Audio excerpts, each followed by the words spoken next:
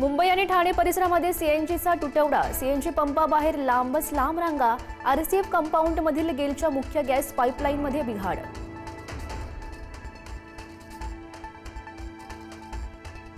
शिवसेना प्रमुख स्वर्गीय बाळासाहेब ठाकरे यांचा आज 13वा स्मृतिदिन.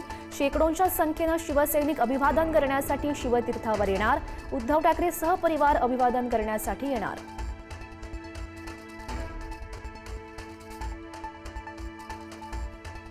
नवी मुंबईमध्ये छत्रपती शिवरायांच्या पुतळ्याचं अमित ठाकरेंनी केला विना परवानगी लोकार्पण.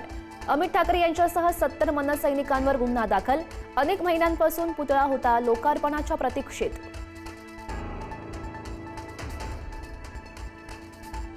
नगरपालिका नगरपरिषद निवडणुकांसाठी उमेदवारी अर्ज भरण्याचा आजचा शेवटचा दिवस.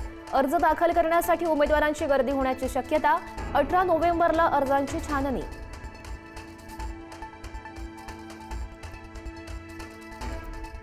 स्थानिक स्वराज्य संस्था निवडणुकांमध्ये 50% आरक्षणाचं उल्लंघन झाल्याचा दावा.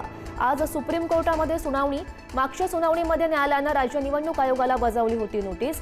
आयोग काय उत्तर देतं याकडे लक्ष.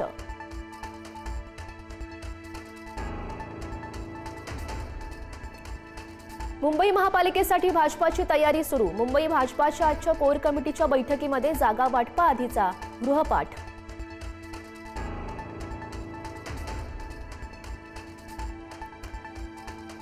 जो जिता वही सिकंदर. विरोधकांना हार स्वीकारता यायला हवी, मुख्यमंत्री फडणवीसांचा टोला. तर सिकंदर बनण्याचा राज कोणी समजू शकलेला नाही. उद्धव ठाकरेंचा फडणवीसांवर पलटवार.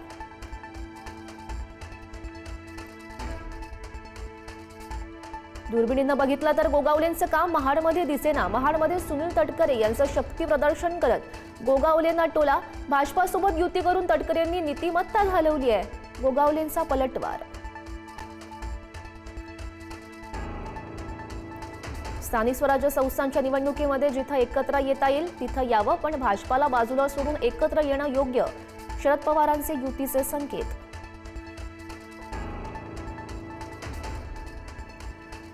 शरद पवारांच्या पक्षाचं अस्तित्व संपुष्टात. मंत्री राधाकृष्ण विखे पाटील यांची खोचक टीका. तर नाव घेऊन टीका करावी लागते म्हणजे नाणं मार्केटमध्ये चालतंय. सुप्रिया सुळेंचं प्रत्युत्तर.